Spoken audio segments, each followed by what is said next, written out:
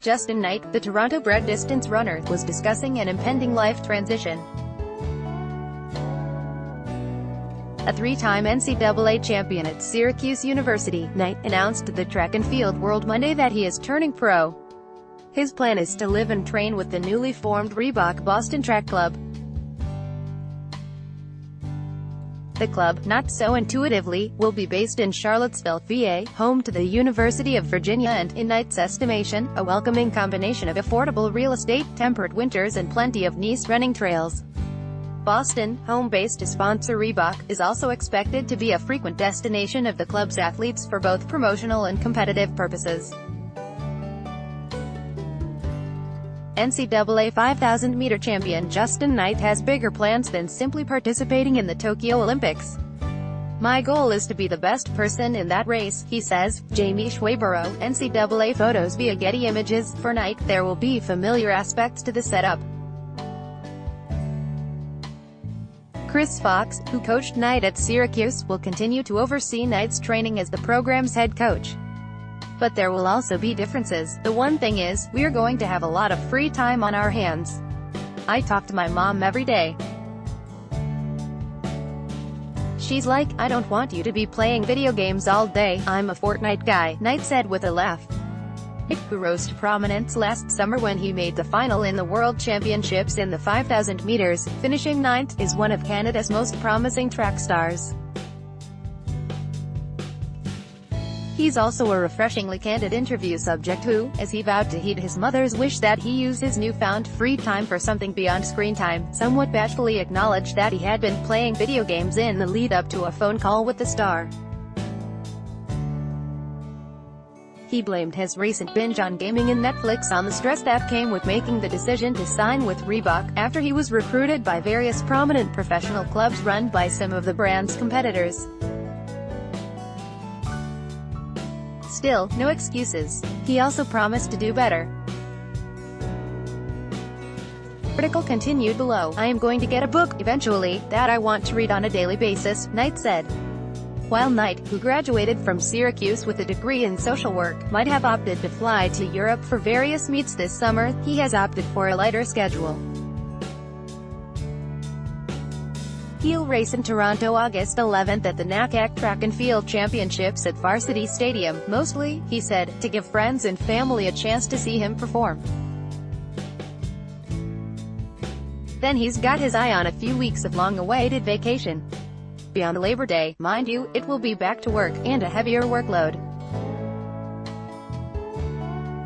One of Knight's claims to fame has been his ability to run world-class times on a relatively modest amount of training. Once an enthusiastic basketball player, he didn't take up running seriously until his final couple of years at St. Michael's College School. And Fox, always wary of inducing overuse injuries, matched Knight with a weekly running schedule that was likely lighter than that of his competitors.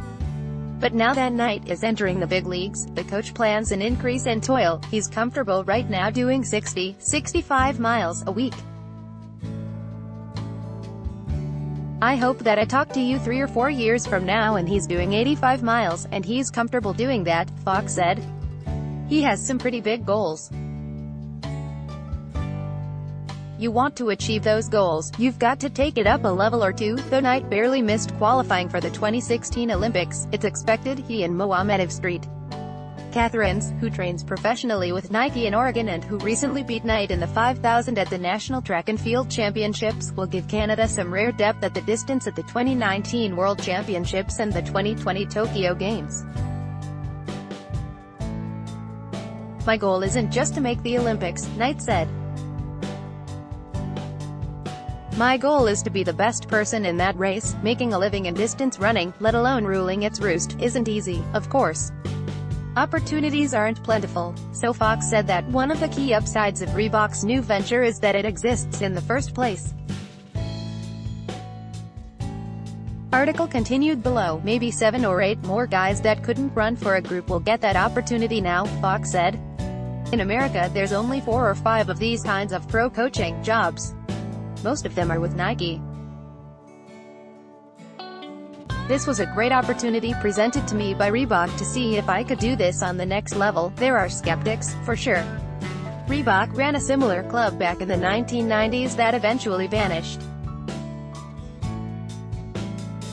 And while the company essentially exited the business of sponsoring pro runners less than a decade ago, Fox said he's confident Reebok's new thrust is sincere.